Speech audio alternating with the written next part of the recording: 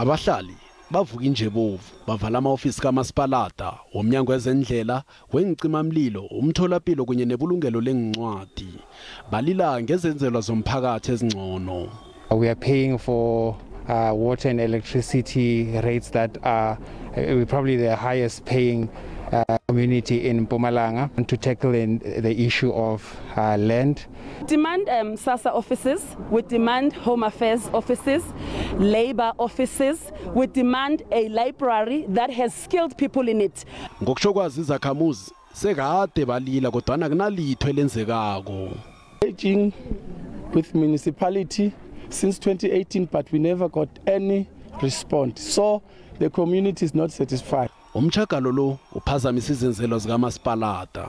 Ezinye izakhamuzi seziyawuza umthelela womchagalo lo ngoba kuvalwe nendawo ezilisizo khulu emphakathini. I came to the clinic yesterday, it was closed. Even today, it's still closed. My child is sick, I don't know what is happening. Umasipalada eMalahleni uthembisa ukuthi uzozisikimela phezulu inlilo ezwela ngakuye.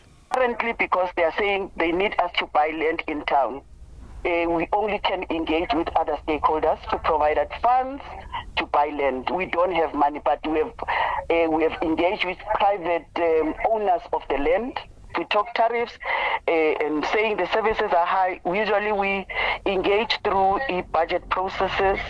Services like the Department of Labor, usually those are at the national level. Ama-ofisi kamasipalada la asebujameni obesabekako, kanti lokho kubeka impilo kunye nokuphepha kwenzisebenzi engozini.